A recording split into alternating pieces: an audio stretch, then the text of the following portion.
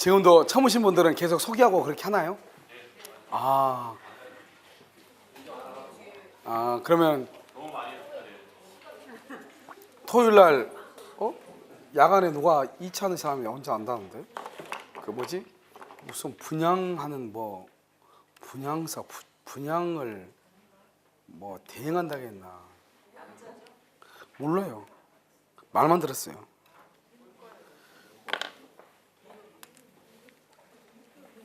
근데 여러분 그 나중에 여러분 합격하고 나서 여러분들 그 할 때 여기 와가지고 누가 한 사람이 이거 할 거예요. 그럼 계약서 있죠. 계약서 작성하고 막 이런 것을 누가 와서 강의를 해줄 거예요. 원래 이제 그 강의 들으려면 보통 한 45만 원 정도 들어야 되거든요. 요즘은 그 실무 강의들이 다 그렇게 돼 있어요. 실무 강의들 강의 시간은 몇 시간 안 돼요. 몇 시간 안 되는데 이제 좀 이렇게 돼 있는데 사실 우리는 강의를 뭐 이렇게 실무하시는 분들은 공중회사를 배웠잖아요. 배우기 때문에 실무 강의를 하는 사람들은 막 중요하다고 얘기하고 막 떠드는데 실제로 한두 번 듣다 보면 응용력이 금방 생겨요. 들었던 것이 있기 때문에. 그래서 크게 문제가 안 되는데 한번 얘기했잖아요. 여러분 그 특약상 같은 거 이렇게 다 적혀가지고 나오는 그 사이트가 있거든요. 3,300원만 한 달에 내면은 이용할 수 있는 그런 사이트가 있단 말이죠. 지금 이제 완성돼가지고 오픈이 됐어요, 그게요. 그래서 거기에 이제 그 대표라고 하는 사람이 한 사람 와가지고 강의를 해줄 거예요. 여러분 시험 합격하자마자요. 하면 거기에 가서 이제 그 사이트를 어떻게 활용하는가 보면 누구나가 쉽게 다 강의할 수 있죠. 누구나가 쉽게 다 계약서 쓸 수 있죠. 강의가 아니라 계약서. 그래 여러분 뭐 가가지고 남 밑에 가가지고 무슨 뭐죠? 뭐 그 뭐죠? 뭐죠? 소공? 소공 같은 거 할 필요가 없어요. 소공 같은 거 한번 이러면 하고 그러면 참 여러 가지 문제점이 있죠. 소공 같은 거 할 필요도 없이 바로 오픈하면 되거든요. 그러고 나서 거기 이제 그 사이트에서 물건을 이렇게 올릴 수가 있는 난이 있어요. 물건 올리고 하는 난이요. 그래서 요즘 여러분 이제 원룸이나 토룸 같은 거 이런 거는 직방인가 거기에서 많이 되나 봐요. 그래서 물건 올리면 사람들이 이제 직방이 되면은 중개업자가 할 일이 없어지는 게 아니냐 그러는데 중개업자한테 물어보면 직방을 통해서 거래를 더 많이 한다고 그러더라고요. 원룸이나 토룸 같은 경우는 사람들이 자기가 계약서를 못 쓰니까 알죠? 거기서 물건을 빨리빨리 찾아가지고 이렇게 와가지고 계약하는 경우. 그래서 그런 것이 많고 그다음에 이제 블로그 딱 두 가지. 그런데 이제 원주 쪽에는 원주 이쪽은 그렇게 크지 않기 때문에요. 여러분들이 만약에 부동산을 하게 되면 여러분들이 따로 이제 그 뭐죠? 물건을 올리고 그러면 돈을 내는 데가 있잖아요. 물론 그런 데도 있죠. 근데 여러분들이 만약에 여기 하면은 학원생들끼리 이렇게 해가지고 원래 이제 학원생들끼리 하는 데는 있길이 있어요. 이동쌤 카페처럼 이렇게 이동쌤도 지금 뭐죠 사이트 하나 만들고 이제 만들어졌나 모르겠네. 그 카페라든가 이런 쪽으로 하게 되면 그건 뭐 다 오픈돼가지고 어떻게 할 수가 없는 거잖아요. 그래서 여러분들 합격하고 나서 부동산 하게 되면 여러분들만 서로 물건을 공유할 수도 있는 것들이 있잖아요. 왜냐하면 물건을 오픈해 놓으면 저기서 뒤통수 치는 사람들이 상당히 많죠. 그 전문용어로 뒷박을 때렸다고 그러는데 알겠죠? 그러니까 그런 뒷박을 안 당하려면 그래도 같이 아는 사람끼리 하는 것이 가장 안전하거든요. 그래서 여러분 보면 내 주위에 내가 아는 사람이 있는 것이 가장 안전하죠. 부동산은요. 그래서 요즘 뭐 공동중개가 보편화되어 있잖아요. 그렇기 때문에 모르는 사람이 있으면은 사실 당할 수가 있잖아요. 아는 사람도 당하는데 모르는 사람 더 당하죠. 그렇잖아요. 그렇기 때문에 거기에서요 원주 지역 있잖아요. 여기 지역을 하나 떼가지고 여러분들만 그 뭐죠 물건을 올리고 내리고 할 수 있게끔 하나 만들까 그렇게 생각을 해요. 그래서 누구? 들어와 공인 중이에요. 들어와?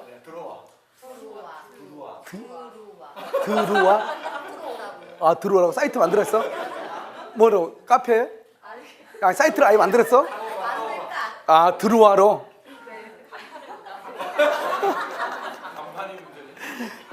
그래서 이제 하나 만들어 보려고. 들어와?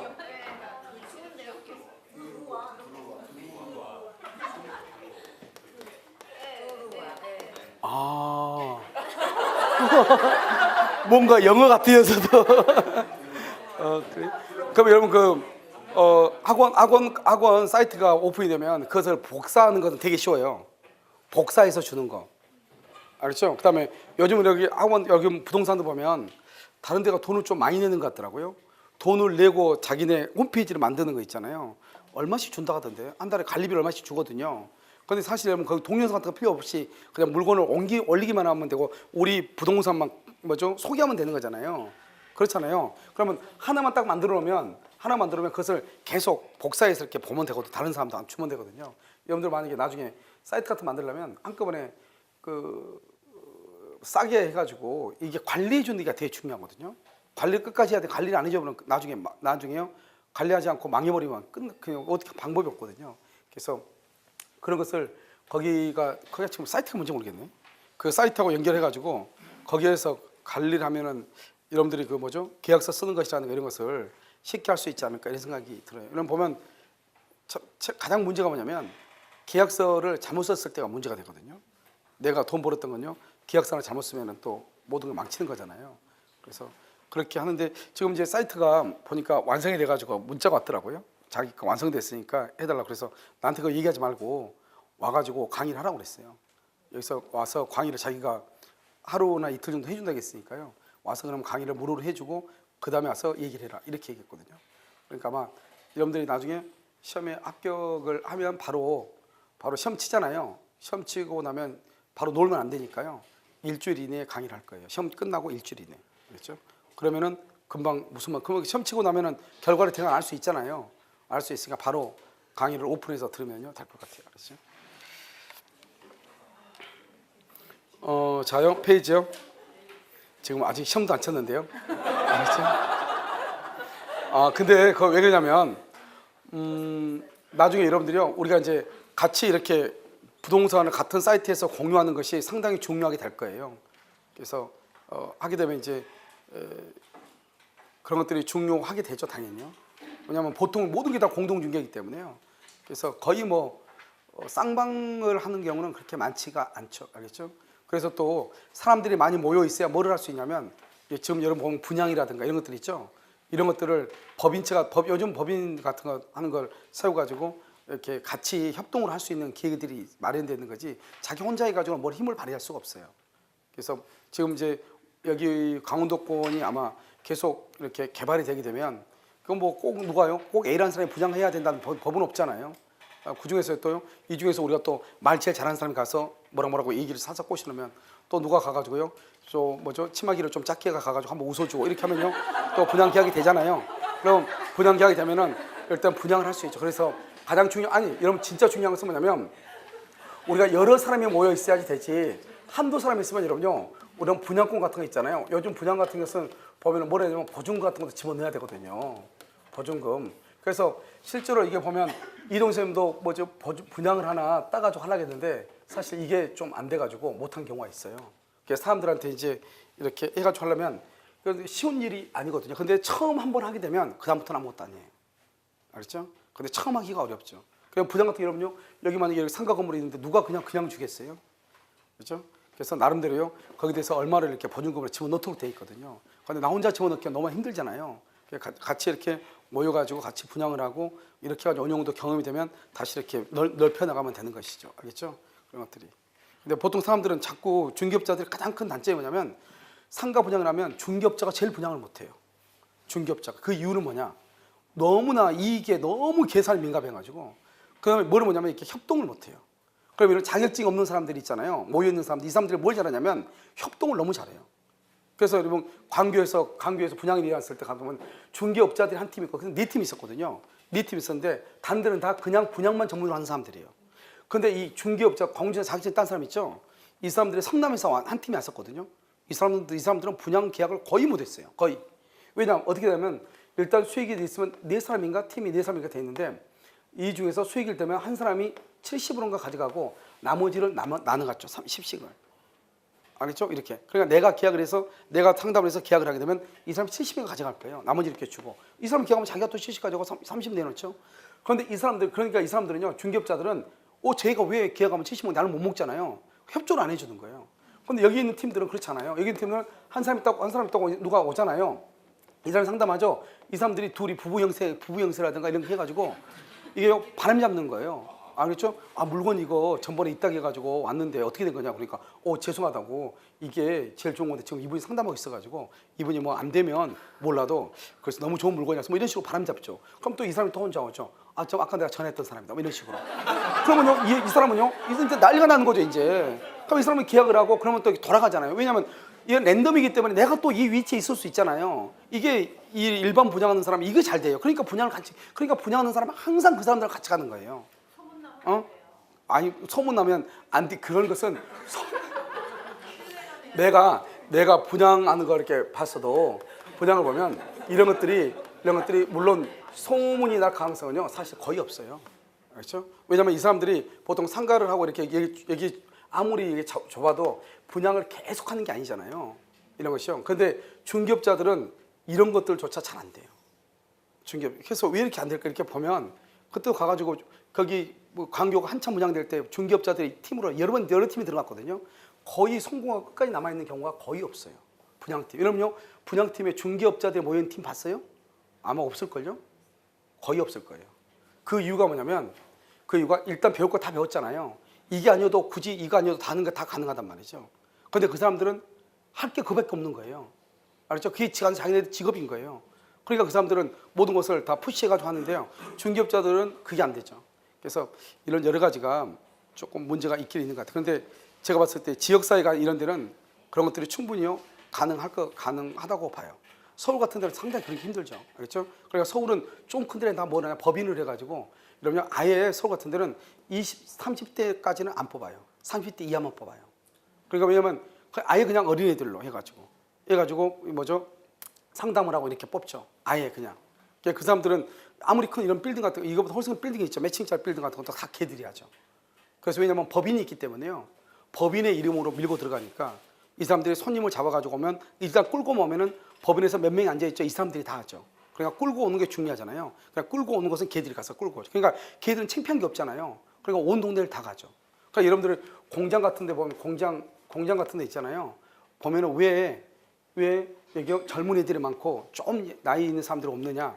나이 있고 이 사람들은 공장 가면 사장들이 일하는 데 시고 왜 왔냐고 이렇게 해버리면 쪽팔려서 그냥 안 와.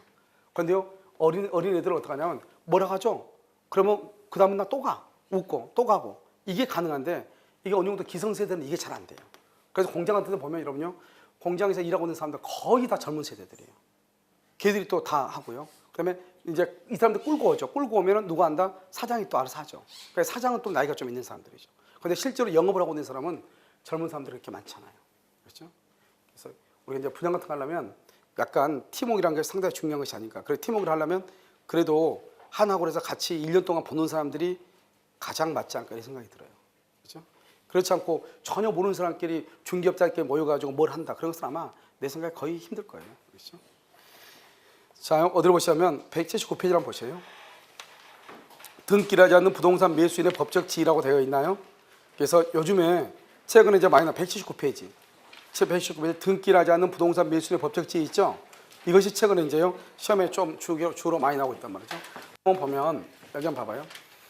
이것은 먼저 두 가지를 보는데요. 먼저 이렇게 갑이라는 사람이 있죠. 갑이라는 사람이요 이 건물을 을하고 매매를 하죠. 을하고요. 그래서 을한테요 건물을 이렇게 인도를 하죠. 인도 이것을 뭐라 한다? 점유라고 이렇게 얘기하죠. 그래서 인도하고 점유를 하죠. 그런데 이 사람이 뭐냐면 미등기예요. 미등기. 그러면 이 갑이라는 사람이 미등이죠. 이 사람이 등기를 가지고 있죠. 그런데 이 사람한테 뭐죠? 대금을 이미 다 잔금을 다 지급을 했죠. 그러면 이게 갑이고요. 이게 을이잖아요. 을. 그러면 어떻게 되면 이 을이라고 하는 사람은 갑하고 을 사이하고 또는 제3자 병, 이것을 우리는 흔히 불법 점유자라고 이게 시험에 또 잘 나올 거예요. 불법 점유자. 그럼 이게 제3자죠. 제3자와 관계하고 전혀 달라요.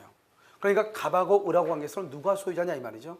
여기서 이 을을 우리는 뭐라냐? 을을 사실상 소유자라고 하죠. 이런 판례가 사실상 소유자라고 그랬어. 이것을 실질적 소유자다 이렇게 얘기했어. 그러니까 이 사람은 소유자인 거예요. 갑하고 을 사이에서는 갑하고 을 사이. 이 사람은 뭐다? 이 사람은 법률상 소유자예요. 법률상 소유자. 이 사람을 뭐라고 한다? 이것을 형식적 소유자다 이렇게. 형식적 소유자 이렇게. 그러니까 여기하고 전혀 다르죠. 알겠죠? 이건 법률상 소유자가 아닌 사실상 소유자인데 문제는요 형식이고 실질이죠. 그러니까 갑하고 을 사이에서는 누가 소유자다?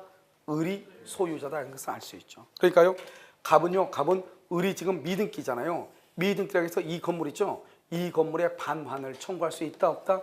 반환을 뭐 할 수 없어? 청구할 수가 없다. 그래서 반환 청구 못하는 거예요. 이 사람은요. 그래서 갑은요 을한테 반환 청구 못해요. 그 다음에 을이 만약에 이걸 병한테 처분하잖아요. 병한테 또 처분하고 병한테 또 목적으로 또 이렇게 점유하잖아요. 병이요. 그러면 갑은 을한테는 반환 청구 못하는데 병한테 반환 청구할 수 있는가? 당연히 병한테도 반환을 청구 못해. 시험에는 이게 가장 잘 나와. 그래서 갑은 을한테는 반환 청구를 못하지만 병한테는 반환 청구할 수 있다. 이렇게 된다 안 된다? 당연히 왜 안 되냐? 이 병은 을의 권리를 그대로 이전받은 사람이잖아요. 그러니까 갑이 을한테 반환 청구 못하잖아요. 그러니까 병에게도 반환을 청구를 못하는 거예요. 알겠죠? 왜냐하면 이 병이라는 사람은 을의 권리를 이전받았으니까 점유할 권리가 있다 이런 말이죠. 그러면 우리가 213조에 보면 뭐라 나오냐? 소유자는 반환을 청구할 수 있다. 점유자에게. 그런데 점유자가 점유할 정당한 권한, 정당한 뭐가 있었다? 권원이 있으면 반환을 청구할 수 없다 이 말이죠. 그럼 여기 보면 을은요 갑하고 계약을 했죠. 계약을 해가지고 자기가 잔금 다 주고 물건을 넘겨받았잖아요.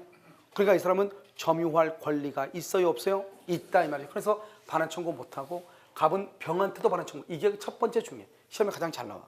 두 번째는요 이 사람 미등기죠. 미등기니까 등기 청구권을 행사를 해야죠. 등기 청구권은 뭐죠? 채권이죠. 그럼 채권은 뭐죠? 채권은 뭐에 걸린다? 소멸시효. 그래서 소멸시효에 걸리느냐 이게 문제죠. 여기서 먼저요 목적물을 뭐 하고 있다? 점유를 하고 있죠. 소멸시효는 진행한다 안 한다?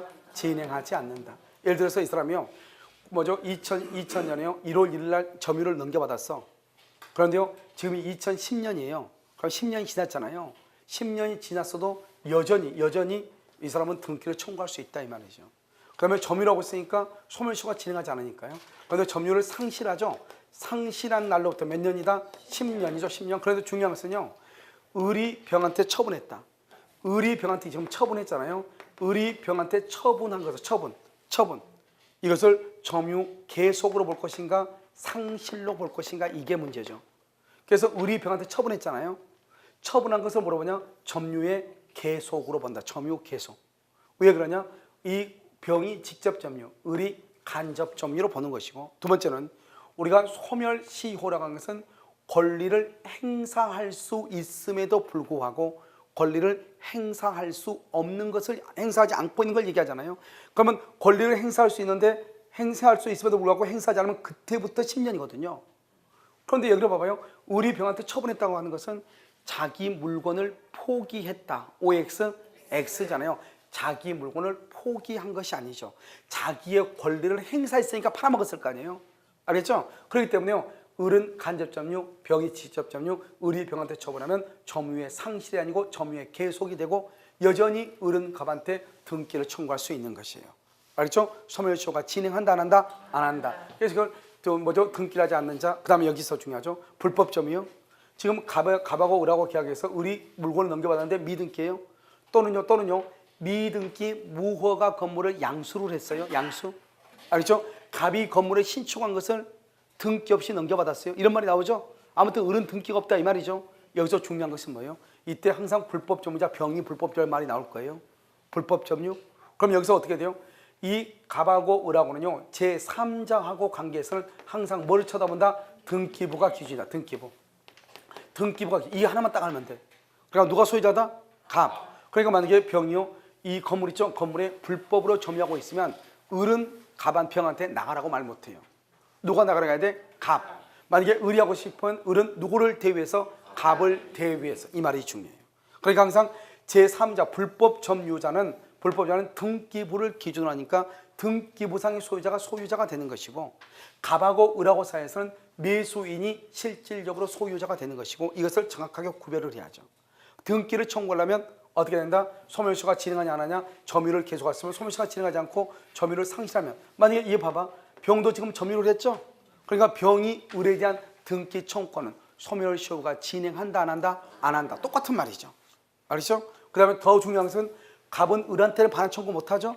더 중요한 것은 뭐가 중요하다? 병한테 반환 청구가 된다 안 된다? 안 된다. 그래서 반환 청구할 수 없다. 이게 첫 번째 중요하죠. 그 다음에 그러면 중간생략 등기요.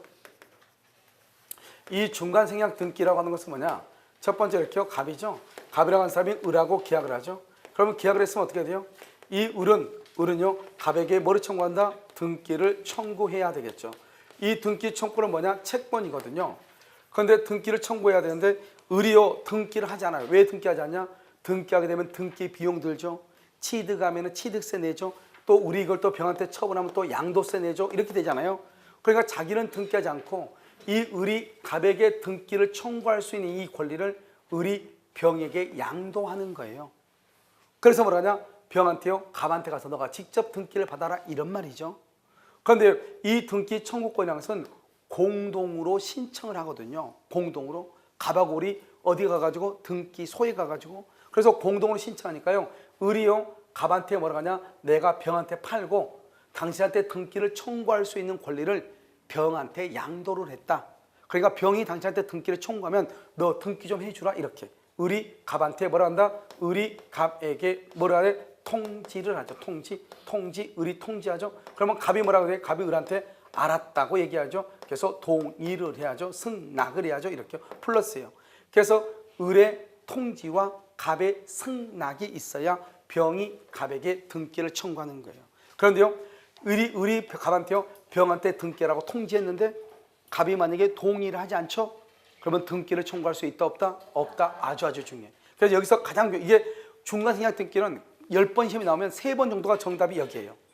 통지만 해도 등기를 청구할 수 있다. OX, X, 통지 플러스 뭐가 있어야 된다? 승낙 이렇게 승낙 동의가 있어야 된다. 그러면 이제 동의가 있으면 갑에서 병 앞으로 직접 이렇게 등기가 되죠.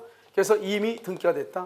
이미 등기. 그러면 등기가 됐다. 그러면 부동산 등기 특별조치법에 의하면 중간생략 등기는 하지 못하도록 되어 있거든요. 그런데 중간생략 등기를 했잖아요. 그러면 이 등기는 뭐냐? 공법상하고 사법상이라고 하는 말이 있는데 사법. 이러면 공법은 뭐고 사법은 뭐라고 그랬죠?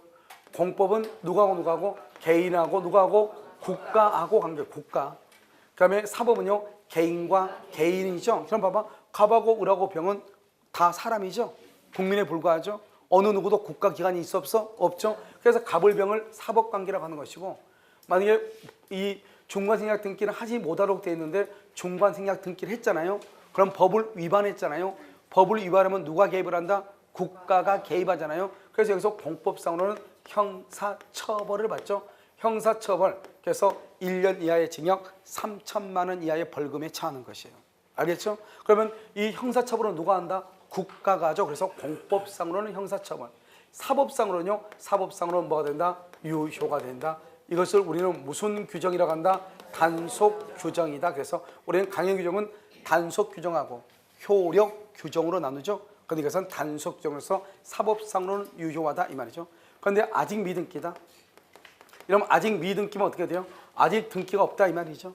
그럼 아직 등기 없으면 여기서 뭐가 나와요? 등기 청구권이 나오는 거죠. 그럼 등기 청구권이 나오는데 이 등기 청구권에 어떻게 하냐? 만약에 전원의 합의가 있다. 전원의 합의라고 하는 말의 뜻은 뭐죠? 을이요 갑한테요 병한테 등기해 줄래? 통지를 했더니 갑이 병한테 등기해 줄게 승낙을 했어. 그러면 통지와 승낙이 있죠? 그럼 이것을 전원의 합의라고 얘기하는 거죠. 그럼 여기 합의가 없다 이 말이죠. 그러면 합의가 없으면 어떻게 되냐? 이렇게 돼. 합의가 없으면 병은 을을 뭘 해서 대위해서 청구한다. 그럼 대위해서 청구한다 말이 무슨 말이냐? 이런 말이에요. 원래는 을이요 갑한테 등기를 넘겨받아가지고 어떻게 해야 돼요? 원래는 어떻게 하죠? 여기서 1번 갑에서요. 여기 2번 을이 등기를 넘겨받아가지고 3번요 이렇게 병한테 등기를 해줘야 되잖아요. 그런데요 을이는요 자기는 등기하기 싫은 거예요. 그럼 등기를 안 해주는 거예요 자꾸요. 그러니까 어떻게 돼요? 병이라는 사람이 을이라는 사람한테 등기를 해달라고 하는데 등기 안 해주죠. 등기하려면 을은요 갑한테 등기를 받아야지 등기를 해줄 수 있잖아요. 그런데 등기를 하도 하지 않으니까 이 병이라고 하는 사람이 을을 대신해서 어떻게 하냐? 이 갑이라는 사람한테 찾아가는 거예요. 누가요? 병이요. 1번 갑으로 돼 있죠? 갑으로 돼 있는데 병이 갑을 찾아가지고 뭐라 하냐? 너 빨리 을한테 등기해라 이렇게. 이걸 대위권이라고 그래요. 원래는 을이 갑한테 행사해야 되잖아요. 을이 그것을 하지 않으니까 누가요?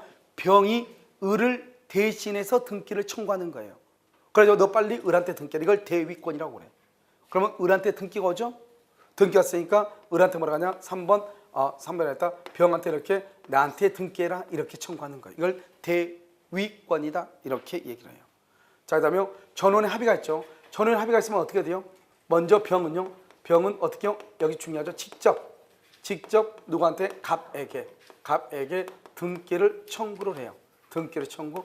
내가 지금 말할 때는 뭐죠? 갑을병 이렇게 얘기하지만 실제 시험은 뭐라 나오냐 이렇게 나와. 이 병을 뭐라냐? 최종양수인이라고 나오고요. 이 사람을 최초 매도인이라고. 최초 매도인이다. 이 사람은 중간 매수인이다 이렇게. 중간 매수인이다 이렇게. 이런 식으로 나온단 말이죠. 알겠죠? 그럼 만약에 이 사람을 병을 매수인하고 나올 수 있어. 그럼 이 사람 누구죠? 매도인이죠. 이 사람은요 전 매도인이다 이렇게.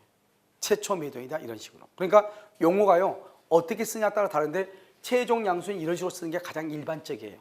알겠죠? 그러니까 다르게 쓸 수도 있다 이 말이죠. 자, 그러면 직접 청구를 한다. 직접 이게 중요해. 합의가 있으니까. 그런데 문제는 뭐냐면 갑이 거절할 수 있어. 왜 거절하죠? 자기는 1억 원에 을한테 팔았는데 을은 1억 1천만 원에 병한테 팔아가지고 갑한테요 병 앞으로 등기할 때 매매 대금을 자기는 1억에 팔았잖아요. 그런데 1억 1천만 원의 매매 대금을 써가지고 등기를 해달라는 거예요. 그럼 이러면 갑이면 해주겠어 안 해주겠어? 안 해주죠. 그래서 갑이요 그렇게 해주려 했는데 하려고 했더니 1억 원의 계약 등기를 해주려고 했더니 1억 1천만 원에 등기를 해달라는 거예요. 자기는 그러면 할 수가 없죠. 거절하죠. 이렇게 거절하면 어떻게 된다? 또 병은 어떻게 해요? 을을 뭘 해서? 을을 대위해서 등기를 만다 청구한다 이 말이고요. 그 다음에 갑이 거절하죠. 거절한 이유는 갑이 손해니까 거절하잖아요. 그래서 을이라고 하는 사람이 갑한테 1억 원에 사가지고 이것을 병한테 1억 1천에 팔기로 했단 말이죠. 그러면 그 1천만 원 중에서 500만 원을 내가 너한테 줄게 할 수 있어 없어? 있죠. 그것을 뭐란다? 대금을 말 수 있어? 인상해 줄 수 있다 이 말이죠. 원래는 1억인데 을이 갑한테 그러죠. 그럼 내가 1천만 원의 전매 차익이 있는데 500 나누자. 할 수 있어요 없어요? 있죠. 그러면 갑의 입장에서는 이익이다 손해다? 이익이다 이 말이죠. 그래서 대금을 인상을 하죠. 인상한 대금하고 잔금이 무슨 관계다? 등기가 무슨 관계다? 동시이행이다 이 말이죠. 동시에. 이렇게 여러분요 갑이 합의하고 나서 갑이 이렇게 거절할 수도 있잖아요. 갑이 거절하면 골치 아프잖아요. 그러니까 아무리 갑에서 병 앞으로 직접 등기를 해주기로 합의가 있다가 하더라도 중간에 갑이 거절할 수 있으니까 거절할 수 있죠. 그러니까 어떻게 해야 돼요? 거절할 수 있으니까 갑은 병 앞으로 등기가 될 때까지 갑은 을한테 등기를 해줄 뭐가 있고 의무가 있고 을은 갑에게 등기를 청구할 뭐가 있다? 권리가 있다. 이것이 두 번째로 중요해. 그러니까 아무리 합의를 한다 할지라도 이렇게 중간에서 거절할 수 있기 때문에요. 갑에서 병 앞으로 확실히 등기가 가기 전까지는 갑에서 직접 병 앞으로 등기를 해주기로 합의를 했잖아요. 합의가 있다 할지라도 여전히 을은 갑에게 등기를 청구할 뭐가 있고 권리가 있고 갑은 을에게 등기를 해줄 뭐가 있다? 의무가 있다 이 말이죠. 만약에 혹시 안 해줄 수 있잖아요. 안 해주면 을이 갑한테 등기를 받아가지고 누구한테 해줘야 돼? 병한테 해줘야 되잖아요. 그것을 얘기한다 이 말이에요. 이것을 중간생략 등기고요. 이 중간생략 등기에서 뭐가 있냐? 토지거래 허가. 여러분 토지거래 허가 구역 내 토지에 대해서 중간생략 등기를 했다 이 말이죠. 중간생략 등기를 한다. 그러면 토지거래 허가는 반드시 허가를 받아야 되고 허가를 받지 않으면 무효가 돼. 이것을 우리는 무슨 규정이라고 한다? 효력 규정이라고 하고요. 효력 규정을 위반하면 무효이죠. 그래서 무효니까 마이너스라고 하고요. 중간생략 등기는 무슨 규정이다? 단속 규정이죠. 우리 사법상으로는 유효이다 무효이다? 유효잖아요. 그러니까 플러스 마이너스 플러스 그러니까 결론적으로 마이너스 뭐가 된다? 무효가 돼. 그러니까 이것은 이제 그림으로 나타나면 어떻게 되냐? 이건 효력 규정이니까 반드시 지켜야 되는 거죠. 그럼 어떻게 하냐? 이 갑의 토지가 허가 구역 안에 있는 토지란 말이죠. 그러면 갑하고 을하고 계약하고 을하고 이렇게 병하고 계약하죠. 그러면 반드시 어떻게 해야 되냐? 갑하고 을하고 허가를 받아야 되고 을하고 병하고 또 허가를 받아야 돼요. 이게 원칙이에요. 이걸 효력 강행 규정 속에서도 효력 규정이라고. 이렇게 하지 않으면 무조건 무효가 된다고요. 알겠죠? 그런데 중간생략 등기를 하면 어때요? 갑하고 직접 병하고 허가를 받아가지고 허가를 받아 병한테 직접 등기를 해주는 거잖아요. 그러면 어떻게 돼요? 갑하고 을하고 병하고 허가를 받았어 안 받았어? 안 받았죠. 그러니까 무효가 되는 것이에요. 알겠죠? 이렇게 얘기를 하면 한참을 가야 되기 때문에요. 토지거래 허가구역 그건 허가를 받지 않으면 무효 마이너스. 그 다음에 중간생략 등기는 허가 뭐죠? 단속 규정에서 플러스 알겠죠? 마이너스 플러스 그러니까 뭐다? 마이너스 무효 이렇게 되는 것이에요. 무슨 말인지 알겠죠? 자, 그다음에 가등기라는 걸 봐. 가등기. 가등기는 우리 이제 등기를 분류할 때 이 가등기는 뭐라 하냐? 이것을 예비등기라고 하죠. 예비등기요. 예비등기하고 이런 뭐가 있죠? 예비등기하고 여기 종국등기. 종국등기 다른 말로 뭐라 한다? 본등기 이렇게 있잖아요. 본등기 이렇게. 그러면 가등기는 미리 또는 뭐 예비한다. 무슨 말이죠? 여기 봐봐. 나중에 진짜 등기를 하기 위해서 미리 예비해 놓은 등기를 가등기라고 한다는 말이죠. 그러니까 이것은 진짜 등기가 아니다? 아니죠. 진짜 등기가 아니니까 가등기는 실체법상의 효력이 없는 거예요. 그러니까 만약에요, 우리 아까 이중 보존 등기 했잖아요. 이중 보존 등기가 무효이잖아요.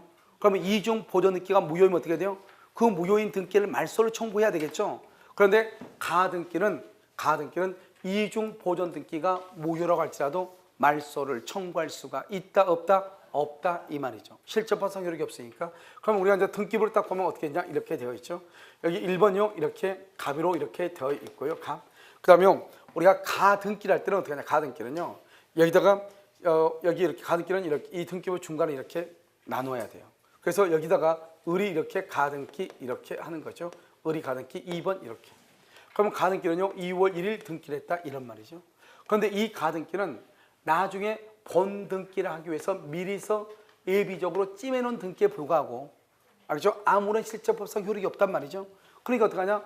가등기가 있다 할지라도 갑은요 이것을 3번 병한테 이렇게 처분할 수가 있는 것이에요. 이렇게 처분하죠? 그러면 4월 1일 그러면 병이 여기서 소유자가 되고 병이 여기서 과실을 수취하는 거예요. 월세를 받아먹는다 이 말이죠. 그러면요 이 병이 완전한 소유자가 되는 거예요. 그러니까 병은요 갑하고 계약을 했는데 보니까 가등기가 있는 거예요. 가등기가 있다고 해서 병은 계약을 해지할 수가 없는 거예요. 가등기가 있다고 할지라도 갑은 병한테 등기를 넘겨줄 수 있거든요. 그런데 문제는 뭐냐면 나중에요 이 의뢰한 사람이 진짜 등기를 할 수 있거든요. 본등기 10월 1일 날이요. 그러면 진짜 등기하게 되면 이 사람이 소유자가 되는 거예요. 이것을 뭐라고 한다? 물권 변동이라고 얘기하는 거예요. 그래서 본등기하면, 그런데 우리는요 1부동산, 1등기, 1물, 1권이잖아요. 하나의 부동산에 소유권이 하나가 있어야 되는데 부동산은 하나인데 지금 소유자가 2명이나 있잖아요. 그러면 된다 안 된다? 안 되죠. 그러면 어떻게 해야 되냐? 먼저 된 등기가 유효하거든요. 절차법설이니까. 그러면 문제라면 병의 등기하고 이 의뢰 등기를 비교를 해야 되는데 만약에 4월 1일인데 이 사람은 의뢰 등기는 10월 1일이잖아요. 그럼 누가 더 빨라요? 4월 1일이 더 빠르잖아요. 그럼 병의 등기가 더 늦은 것처럼 보이지만 병은 이미 2월 1일 날 미리서 예비해놨죠. 예비. 2번의 순위를 미리서 예비해놨죠. 찜해놨죠. 그러니까 어떻게 하느냐? 을이요 10월 1일 날 등기하게 되면 10월 1일부터 소유자가 되지만 순위는 뭐란다? 소급해. 순위는 소급해. 어디로 소급해요? 2월 1일로 순위가 소급한다 이 말이죠. 그래서 순위가 소급한 거예요. 언제까지요? 2월 1일 이렇게. 그러니까 2월 1일부터 을이 소유자가 된다 이 말이죠. 저 순위가 된다 이 말. 2번. 그러니까 소유자는 10월 1일인데 순위는 2월 1일로 기준으로 해. 여기는 언제죠? 4월 1일. 그러니까 2월 1일하고 4월 1일하고 비교하면 누가 더 빨라요? 2월 1일 빠르죠. 그러니까 병의 등기는 어떻게 한다? 10월 1일 날 병의 등기는 등기관이 직권으로 말소를. 왜냐하면 하나의 부동산에는 소유자가 한 명만 있어야 되는데 지금 2명이 있잖아요. 그러니까 나중에 등기된 것을 말소하는 거예요. 무슨 말인지 알겠죠? 그래서 등기관이 직권으로 말소를 해요. 문제는 뭐냐면 우리가 이제 가등기에서 본등기를 해야 되잖아요. 본등기를 할 때 갑에게 본등기를 청구하느냐 병에게 본등기를 청구하느냐 이 말이에요. 누구한테 본등기를 청구한다? 갑에게 본등기를 청구한다 이 말이죠. 왜 갑에게 본등기를 청구하냐? 이것을 우리가 무슨 번호라고 하지? 이것을 순위번호라고 그랬죠. 순위번호. 그래서 순위번호인데 아까 우리 가등기는 진짜 등기가 아니다? 아니죠. 그러니까 여기 1번 다음에 2번 가등기인데 가등기는 진짜 등기가 아니니까 2번 등기는 없는 거나 마찬가지예요. 그 다음에 몇 번이다? 3번이죠. 그런데요 여기 진짜 등기를 이제 해야 될 거 아니에요. 을이 진짜 등기. 그럼 진짜 등기라면 몇 번의 등기라는 거죠? 2번에 등기한 거죠. 2번은 몇 번 다음에 2번이요? 1번 다음에 2번이잖아요. 그러니까 갑이라는 사람한테 본등기를 청구하는 거예요. 만약에 내가요 내가 만약에 5번이다. 5번. 가등기가 5번이다. 그럼 5번은 가등기가 5번이면 몇 번 다음에 5번이죠? 4번 다음에 5번이죠? 4번 등기할 때 본등기를 해달라고 청구를 하는 거예요. 4번한테. 알겠죠? 그래서 여기서 다시 보면 여기 뭐라고 쓰냐? 이 의뢰가 없는 사람이요. 이렇게 바로 본등기 할 수도 있지만 이 의뢰 뭐를 할 수 있냐? 자기는 이 사람은 본등기를 하지 않고 이 등기를 다른 사람한테 팔고 싶어. 가등기를 또 팔고 싶다 이 말이죠. 그러면 가등기를 팔 수가 있는 거예요. 그러면 몇 번이죠? 이게 몇 번? 2번이죠. 2번의 가등기를 파는 거예요. 누구한테? A한테 가등기권자한테. 알겠죠? 원래 의뢰 것을 A한테 파는 거예요. 그럼 여기 이를 뭐라 하냐? 이렇게 1번, 2번, 3번 이렇게 되는 등기를 뭐라 하냐? 주등기라고 얘기해. 그래서 1번, 2번, 3번 이렇게 쓰는 거. 의의 일, 다시 1이 있죠? 다시 1. 이것을 무슨 등기를 한다? 이것을 부기등기라고 얘기하는 거. 부기등기요. 그러니까 뭐냐면 여기 가등기를 어떻게 하냐? 가등기를 을이 진짜 본등기 하지 않고 가등기인 채로 갑이 을이 A한테 넘길 수 있단 말이죠. 그렇게 넘길 때는 어떻게 넘긴다? 부기등기로 넘긴다. 그럼 우리가 지금 주등기하고 부기등기를 잠깐 설명을 하면 이렇게 되는 거죠. 우리가 이렇게 이랬으면 여기 1번 갑, 여기 2번 을. 그러면 여기 이렇게 1번, 2번 이렇게 독자적으로 쓰는 등기를 주등기라고 그래. 그런데요, 여기서 1번이 저당권이고요, 2번이 전세권이란 말이죠. 그런데요, 여기 1번의 저당권을 넘기고 싶어. 1번의 저당권을. 그럼 1번의 저당권 넘기면 2번이 이미 있는 상태에서 만약에 병한테 넘겼다 해요. 병한테 저당권을 넘기면 그러면 이 병은 갑은 가만히 있으면 1번인데 갑이 이것을 다시 병한테 처분하면 2번이 있고 난 다음에 처분하면 3번이다 그래버리면 졸지의 순서가 바뀌어버리잖아요. 그러니까 어떻게 하죠? 자기는 이 1번인 등기를 그대로 이전해 줘야 되잖아요. 그럼 어떻게 하냐? 여기 1번이니까 1번 쓰고 0 의의 1 이렇게 1의 의의 1 의의 1 알겠죠? 그러면 1이 뭐냐? 2등기를 2등기 주등기 여기 다시 1이죠? 의의 1 이것을 부기등기라고 그래. 그러니까 무슨 말이냐? 2번이 다른 사람한테 다시 넘어갔다 이 말이죠. 알겠죠? 그러니까 이것은 3번 뒤에 있는 등기지만 실질적으로는 몇 번 등기다? 2번 등기라 마찬가지다. 그러니까 만약에 을이 본등기를 하지 않고 예를 들어서 A한테 본등기를 하라고 하면 A한테 그러면 A는 3번한테 본등기를 청구해요? 갑한테 청구해요? 누구한테 청구한다?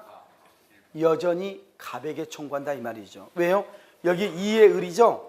2번이란 것이 A의 가등기가 2번 등기다 이 말이에요.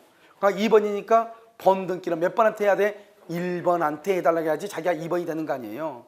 무슨 말 하겠죠? 그래서 본등기는 가등기 의무자한테 청구한다 이 말이죠. 그럼 여기서 이제 우리가 또 하나 보면 여기 본등기 하지 않고 가등기만 있는 상태로 해서 아무런 권리가 없으니까 병의 등기를 말소해달라고 청구할 수 없고 만약에 이중 보존 등기로 다른 등기가 있다 그 등기를 말소해달라고 청구도 못하는 거예요.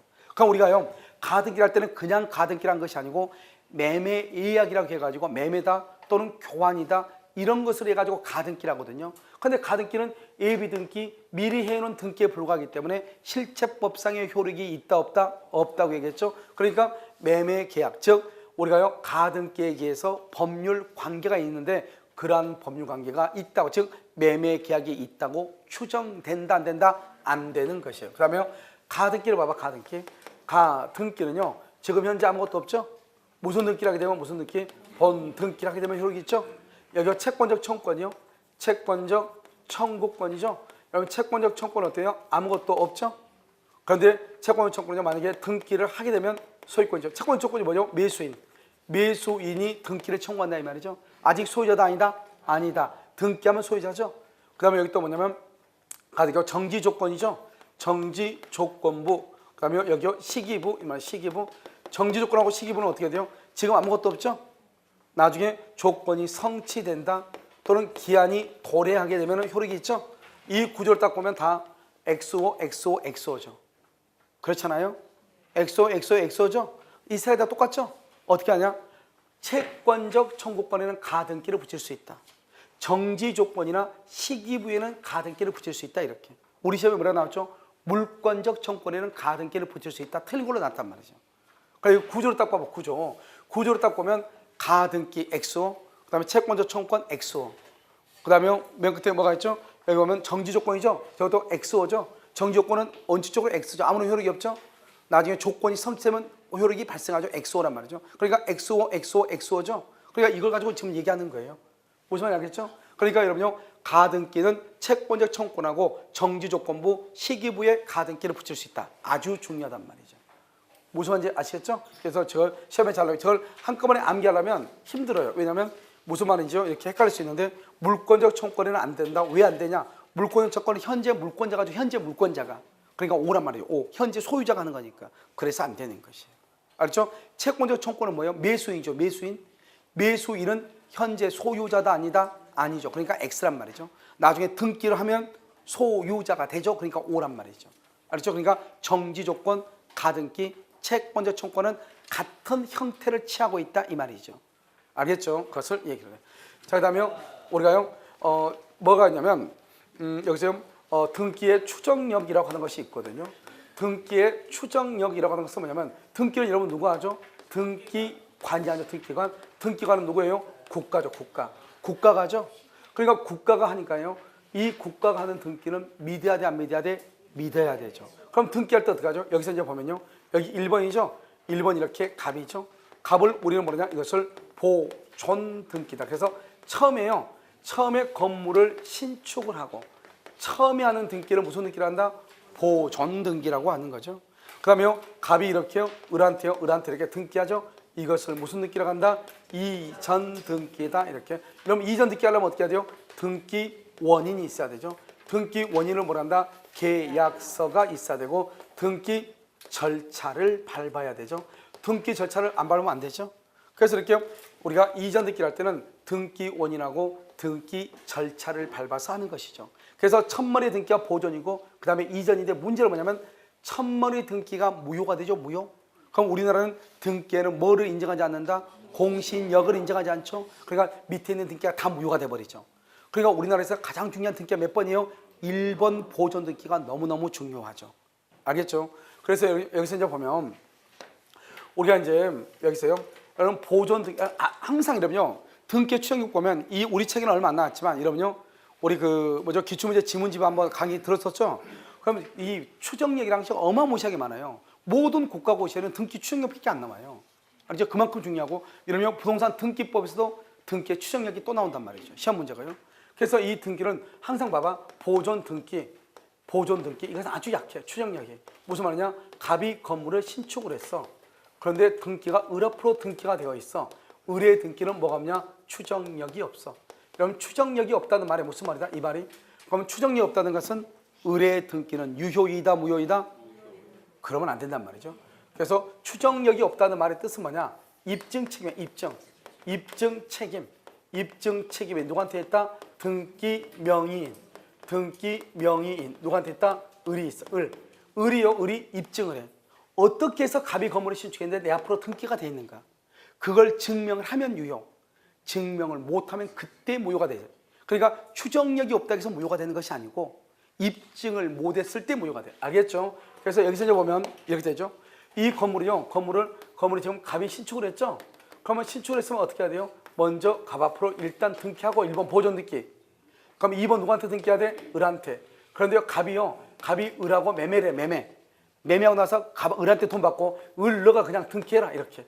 너가 그냥 등기해라. 이렇게 했단 말이죠. 그럼 어떻게 돼요? 원래는 갑에서 을로 와야 되는데 갑이 을한테 팔고 바로 을로 갔죠? 그럼 어떻게 돼요? 1번 등기가 지금 어떻게 돼서 생략이 돼 있죠? 이걸 중간 생략 등기라고 하는 거예요. 1번 등기가 생략이 돼 있다. 이것을 뭐라고 표현하냐? 모두 생략 등기다. 이렇게. 그런데 여러분요, 원칙적으로 지금 누구 앞으로 등기 있으면 안 돼? 을 앞으로. 이걸 그러니까 무슨 등기를 한다? 실체 관계의 부합. 그러니까 중간 생략 등기는 다 실체 관계의 부합인 것이에요. 아주 간단하죠. 자, 그럼 보면요, 여기 갑이 사정을 받았어. 사정을 받았다는 것은 우리가 토지를 누가 이 토지의 소유자인가를 국가에서 조사를 해가지고 소유자로 정했다 이 말이죠. 갑이 사정을 받았으면 그러면 갑이 소유자다 이 말이죠. 그런데 등기는 누가 앞으로 되었다? 을 앞으로 등기가 되었다. 을의 등기는 뭐가 없다? 추정력이 없다. 여기 을 앞으로 등기가 되어 있어. 그런데 여기처럼요, 갑이 신축해서 을한테 팔았다. 이렇게 해가지고 을 앞으로 바로 등기가 되어 있단 말이죠. 그런데 갑이 뭐라고 하냐? 갑이 뭐라냐? 나는 판 적이 없는데 거기서 그 사실을 부인해, 부인. 그러면 추정력이 있다 없다? 없다. 그래서 우리는 보존 등기를 딱 세 가지. 보존 등기를 갑이 신축했다, 을 앞으로 등기됐다, 갑이 사상받았다, 을 앞으로 등기됐다, 을 앞으로 등기됐는데 갑이 그 사실을 부정한다. 추정력이 있다 없다? 없다. 추정력이 없다는 것은 무효라는 말이 아니다. 추정력이 없다는 말은 내가 어떻게 해서 내 앞으로 등기가 되어 있는지 증명을 하면 된다. 증명을 못하면 뭐가 된다? 무효가 된다. 이런 말이죠. 자, 그 다음에 여기요. 이전 등기. 그럼 봐봐. 이전 등기는 어떻게 한다 그랬죠? 소유권 이전 등기가 시험에 가장 많이 나와. 추정력에서. 여기에. 그럼 이전 등기는요, 강하거든요. 추정력이. 이전 등기는 어떻게 해요? 여기 있잖아요. 등기 원인이 있어야 되고, 등기 절차를 밟아야 되죠. 그런데 여기서 계약서가 위조가 되어 있거나, 또는요, 등기 절차가 뭐가 된다? 적법하지 않거나, 또는 진정하지 않거나, 이 말이죠. 진정하지 않다. 그러면 추정력이 있다 없다? 추정력이 없다. 추정력이 없으면 그럼 누가 입증한다? 등기 명의자가 을이 입증하죠. 그런데 이거 말고 그 외에는 다 추정력이 있어. 한번 볼까요? 등기부를 딱 보면 항상 이러면요, 양수받았단 말이 무슨 말이에요? 양수받았단 말은 보존 등기예요, 이전 등기예요? 이전 등기죠. 계약서 어쩌고저쩌고 나왔다, 처분 어쩌고저쩌고 나왔다. 다 처음에 하는 등기는 보존이잖아요. 양수받았다, 넌 누구한테 등기받았다, 이전이죠. 처분했다, 이전 등기해줬다, 이 말이죠. 계약서가 어쩌고저쩌고 다 이전 등기죠. 그러니까 이전 등기는 뭐냐면 여기 1번 갑에서요, 여기 2번 을 앞으로 등기가 되어 있거든요. 이 을의 등기가 이전 등기인데, 이 을은요, 계약서가 위조됐다거나 등기 절차가 적법하지 않다, 이것 빼고는 모두가 다 추정력이 있거든요. 모두가 다. 알겠죠? 그러니까 어떻게 돼요? 이 을의 입장에서는요, 이걸 전소유자라고 그래.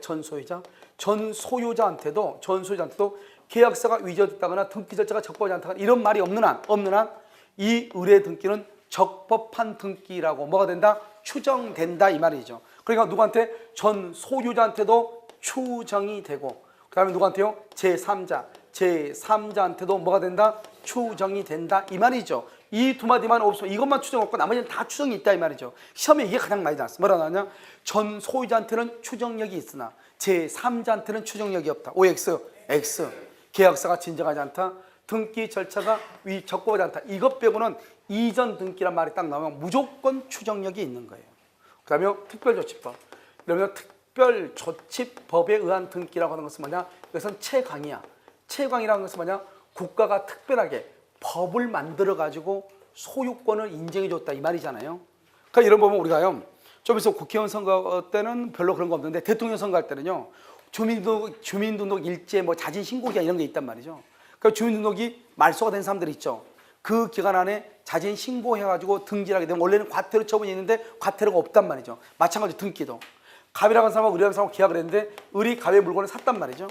샀는데 어떻게 해요? 갑이라는 사람이 어디 산지 모르니까 등기를 못하고 그냥 한 20년 동안 농사 짓고 있는 거예요.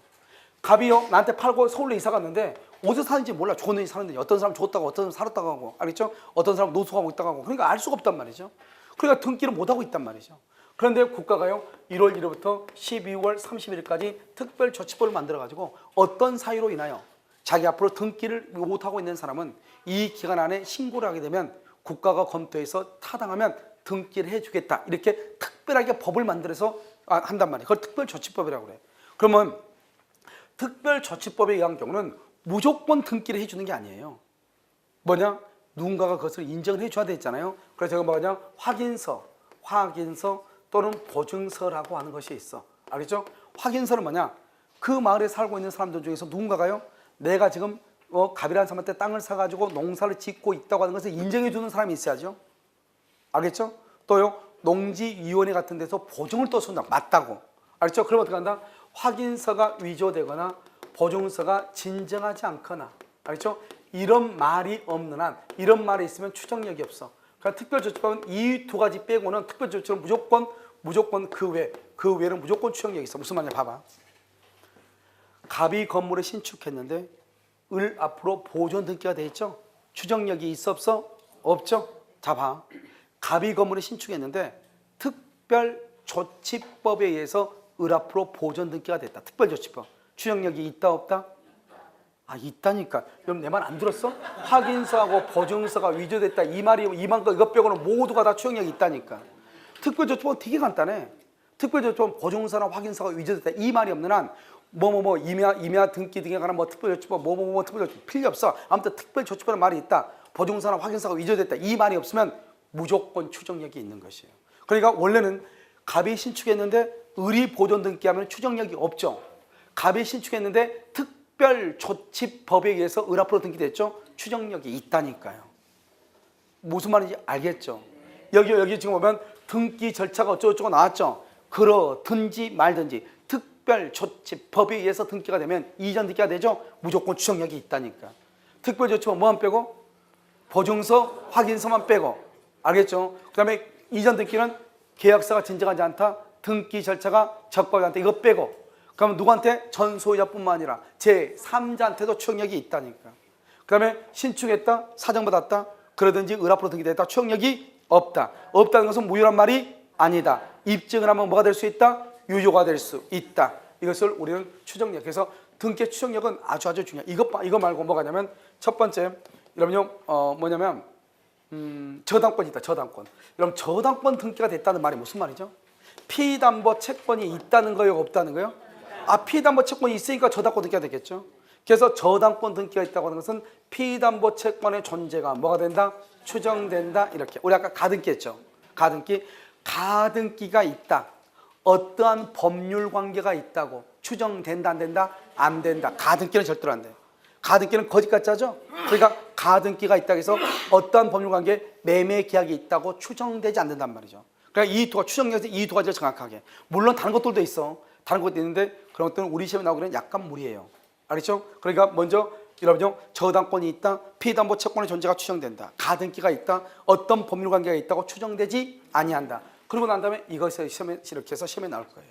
이것을 우리가 말한다, 등기에 말한다, 추정력이다. 이렇게 얘기를 하는 것이죠. 무슨 말이겠죠? 그래서 여러분요, 여기까지 등기니까 보시고, 그다음에 다음 주에는요, 토요일 날이죠. 토요일 날 먼저 특별조치법, 특별법 있죠. 특별법에요, 문제를 가지고 강의를 하도록 그렇게 하겠습니다. 알겠죠? 왜냐하면 특별법은 이 자료를 가지고 해가지고 되는 문제가 아니거든요. 그래서 이번 주하고 다음 주에요, 토요일 날 휴강하도록 그렇게 하겠습니다. 무슨 말인지 알겠죠? 그 다음에요, 다음 주에는 뭘 보냐면 점유권하고요, 아마 소유권을 같이 해야 돼요. 그래서 점유권, 소유권까지 끝날 거예요. 무슨 말인지 아시겠죠? 일단 오늘 강의는요, 이따 오후에요. 오후에는 물권법 하도록 그렇게 하겠습니다. 기본 강의는 여기까지 하도록 하겠습니다. 여러분 이거 지금 물권법 이거 다 가지고 계시죠? 나머지 부분은요, 나머지는 다음 주에 한꺼번에 해드릴 거예요. 그렇죠?